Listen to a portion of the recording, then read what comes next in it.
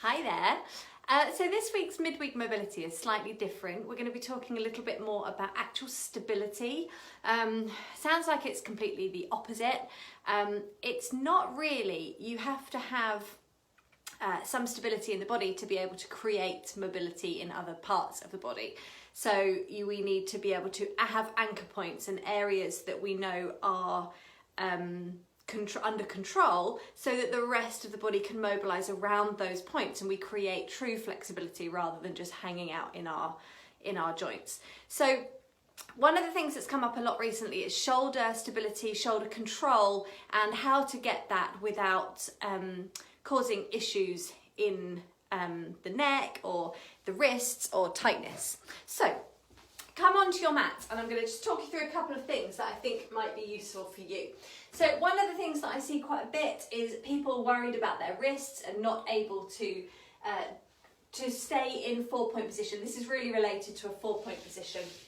So on your hands and knees, when you're in this position, there can be quite a big angle here, or it's quite closed, and that can put quite a lot of energy down into that joint, and it can be quite sore. So one of the things I like to do first of all is prop people up, and you can either overlap your mat, so you've just got a little bit more height in the palm of the hand than in the fingers.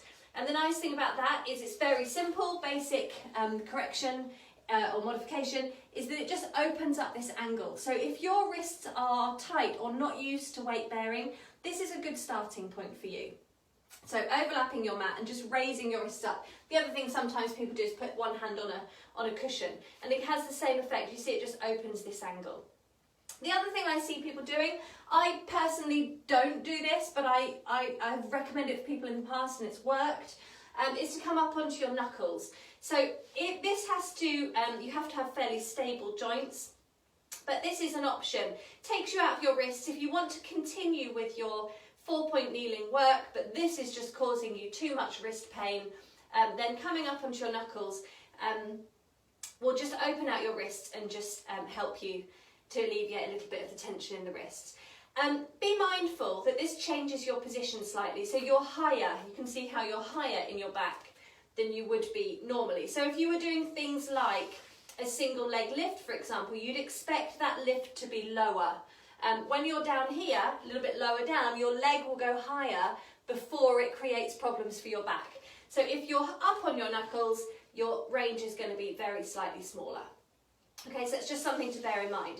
The other thing around upper back tension and shoulders and making sure we don't get tension into the neck and upper back is to think about what's happening in the rest of the arms. So with any kind of 4-point kneeling work, it's really important, first of all, very simply, to make sure you're not hunched up into your ears. You've got to think of drawing your armpits back towards your waist.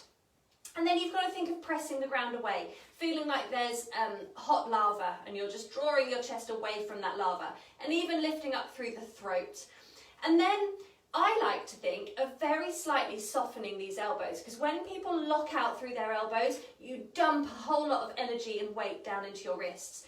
So if you very slightly soften your elbows, then that activates the muscles around your shoulder joint, which means you have more control coming from the upper part, or the upper body, the shoulder, and you are less pressing and less weight bearing down into the floor. You have more lift, you have more control, you have much more potential for connection into the tummy, rather than just dumping down into the floor and closing into the shoulder blades. Locking out the wrists maybe, but squeezing the shoulders together, that's immediately going to switch your tummy off. So when we're looking at wrist pain, shoulder pain, neck pain in a 4-point position, it's really important that you look at the whole body and you don't necessarily just think, okay, my wrists are hurting, that means I can't do 4-point kneeling. We need to find a way around that, and I hope this will give you a few opportunities to try.